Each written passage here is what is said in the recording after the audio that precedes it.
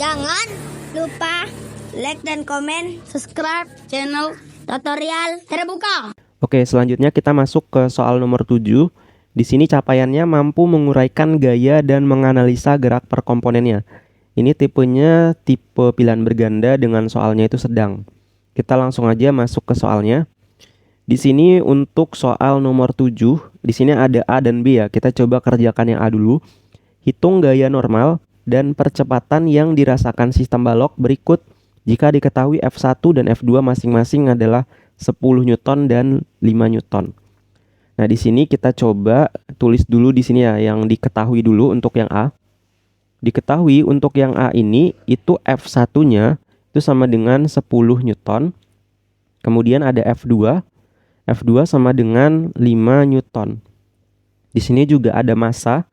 Massanya di sini itu sama dengan 7 kg. Ada theta juga, nilainya sama dengan 70 derajat. Kemudian yang ditanya di sini ada dua. Yang pertama itu ada gaya normal, yang kedua ada percepatan. Nah, di sini kita coba jawab. Nah, untuk menjawab soal ini kita harus menguraikan gaya-gayanya dulu, gitu. Nah, sebelum ke sana, di sini coba saya pengen tunjukkan ya. Kalau kita punya suatu gaya yang arahnya ke sana, terus di sini misalkan membentuk sudut theta gitu. Nah, maka nanti ini kita uraikan arahnya ke sana ya. Ini kita uraikan gini, arahnya ke sana.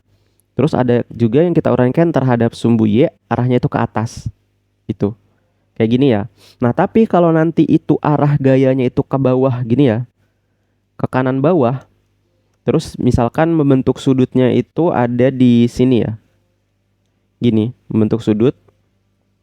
Nah, kita nguraikannya, panahnya di arah sumbu X-nya itu panahnya ke sana, ke kanan. Terus di arah sumbu Y-nya nanti panahnya ke bawah. Gini. Itu ya cara ngurainya. Kalau ke atas kayak gini arahnya, maka arah panahnya kayak gini. Kalau arah panahnya ke bawah nanti uraiannya kayak gini bentuknya. Gitu.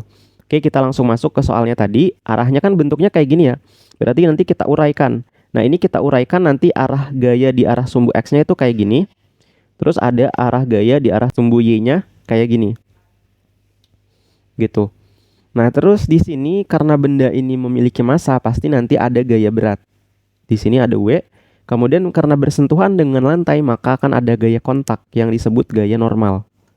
Di sini. Kayak gitu.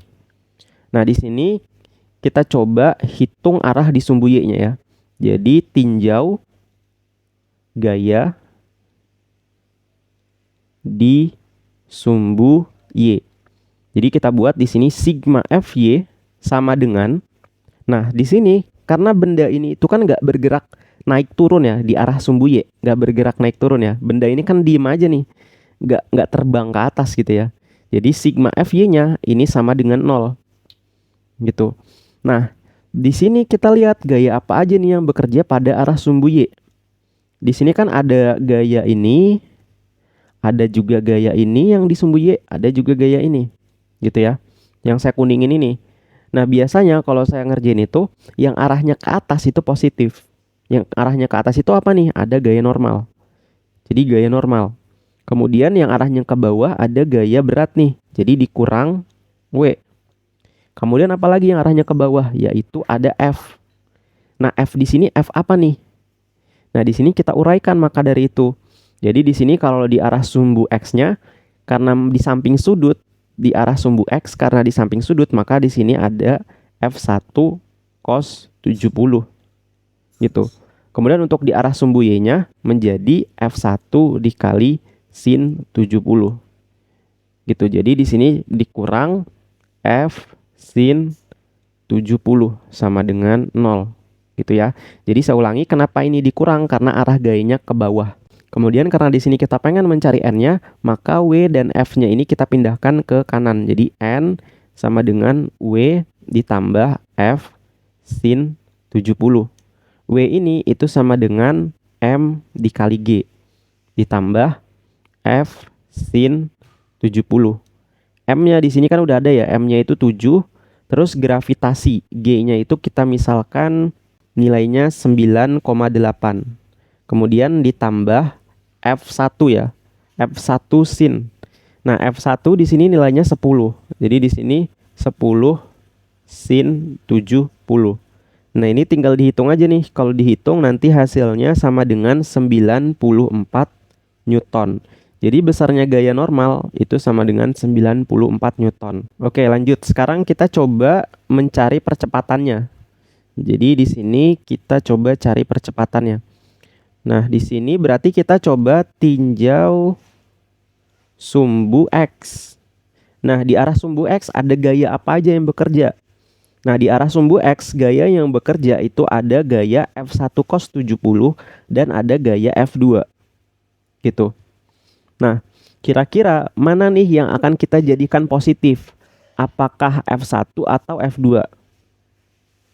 Nah, karena kita coba lihat lagi ya, F1 itu 10 Newton, F2 5 Newton. Maka cenderung benda ini itu akan bergerak ke kanan. Ya kan? Jadi benda ini akan cenderung bergerak ke kanan. Jadi di sini untuk menghitung sumbu X maka kita buat sigma F X sama dengan M dikali A. Gitu. Nah, yang menjadi positif itu yang arahnya ke kanan, yaitu ada F1 cos 70. Jadi di sini kita tulis F1 cos 70. Terus yang ke arah kiri yaitu F2, berarti dikurang F2 sama dengan M dikali A.